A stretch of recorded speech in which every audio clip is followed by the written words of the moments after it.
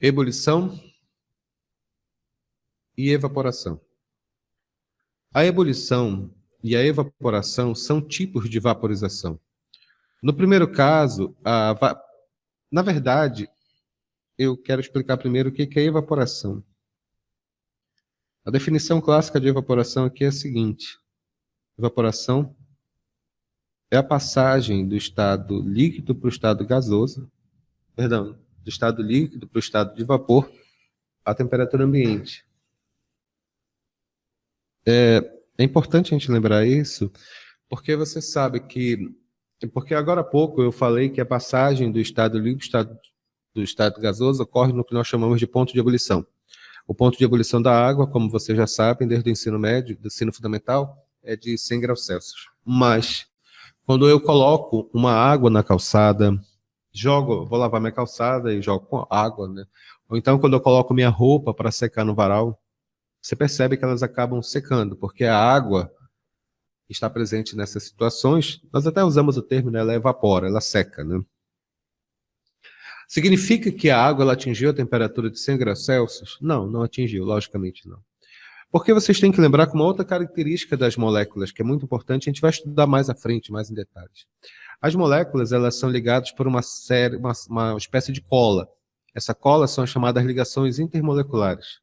A pressão atmosférica, a velocidade do vento e outros fatores que existem no ambiente, são eles que fazem a água se desagregar. As moléculas, elas ficam juntas, mas conforme esses conceitos eles vão acontecendo, elas vão se separando. Por exemplo, quando o vento bate, o que acontece? Ele diminui a pressão em cima dessa roupa, então ela começa a evaporar mais facilmente. Então, a evaporação, essa passagem que ocorre aí do estado líquido para o estado gasoso, acontece em algumas espécies de matéria, ou pelo menos algumas que podem ser ligações mais frágeis. Eu falei para vocês que o processo de evaporação é muito comum na água. Não tão comum, né? Porque a água evapora, mas não evapora tão bem, né? Mas, por outro lado, se você utilizar, olha, álcool, quando você pega álcool e coloca na sua mão, você sente ele evaporando pouco a pouco da sua mão. A acetona que você utiliza para tirar o esmalte dos dedos, também ela evapora muito facilmente. Essas substâncias, elas são o que nós chamamos de substâncias voláteis. Substâncias voláteis. Porque quanto menor o ponto de fusão e ebulição delas, mais fracas as ligações, então elas evaporam mais facilmente. Então, esse é o fenômeno de evaporação. Existe um outro fenômeno chamado de ebulição. Ebulição é a passagem do estado líquido para o de vapor através de convecção. Eu vou colocar aqui uma palavra para vocês lembrarem também com respeito ao fenômeno de ebulição, porque a ebulição acontece nos líquidos, né? E essa ebulição, pelo menos a maneira como nós identificamos ela, é sempre através da formação de bolhas. O que acontece, na verdade, é fascinante. Deixa eu me explicar aqui para vocês. Imaginemos uma panela com água. Vamos encher nossa panela aqui com água. Quando você inicia o aquecimento, aqui, o que acontece em termos bem práticos é que as moléculas de água que estão aqui embaixo, elas vão começando a ficar aquecidas. Na verdade, em termos bem práticos, a água não é um condutor térmico, sabe, não é um condutor térmico lá muito bom. Então, ela aquece de maneira mais ou menos desigual. Essas moléculas que aquecem primeiro aqui, elas começam a subir.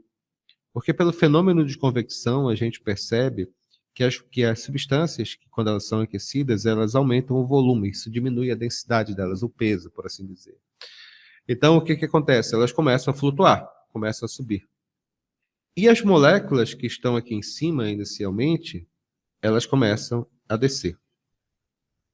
Esse fenômeno, quando você observa a panela aquecendo, isso aqui forma o que nós chamamos de bolhas dentro dela.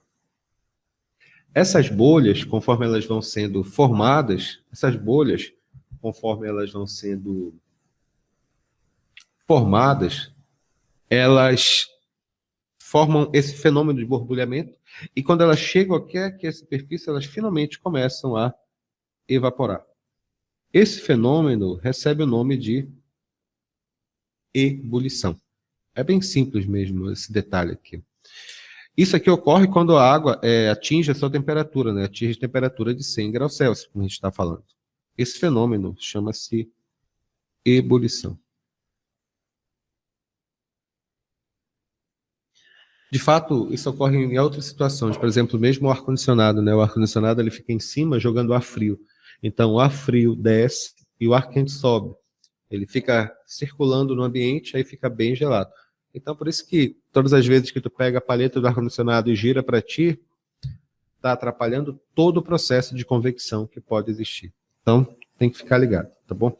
Pessoal, só um minuto, agora que eu percebi um pequeno problema aqui, só um detalhe, só um minuto, por favor. Me desculpem, tá? Não tinha percebido que estava ligado um dos filtros aqui. Pelo menos vocês estão enxergando melhor agora o que eu estou fazendo. Bom, então esse aqui é o fenômeno de convecção. Ah, sim. Além desse fenômeno de convecção, tem outro fenômeno aqui muito importante para nós relacionarmos, que é esse daqui, olha, é calefação.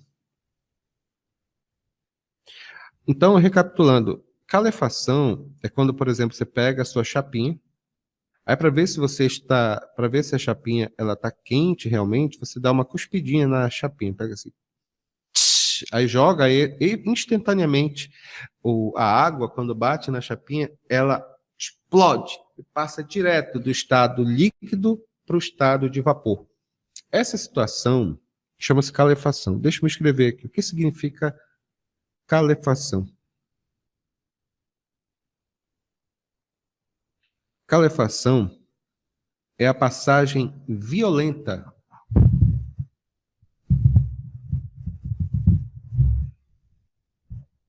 Calefação é a passagem violenta do estado líquido para o de vapor. Então, recapitulando. Evaporação, vaporização é o fenômeno normal, é o nome geral para a passagem do estado líquido para o estado de vapor. A evaporação é uma passagem lenta. A ebulição é um pouco mais rápida, mas é uma passagem que ocorre com a formação de bolhas. E, finalmente, a calefação é a passagem violenta do estado líquido para o estado de vapor. É bem simples de lembrar. Agora, antes de continuar a explicação na sala e para a próxima parte, deixe-me só explicar um pequeno detalhe que eu havia falado anteriormente. Durante toda a aula, eu fiquei tomando cuidado de não falar estado gasoso, e sim falar estado de vapor. Tem um porquê para isso. Vamos verificar isso agora.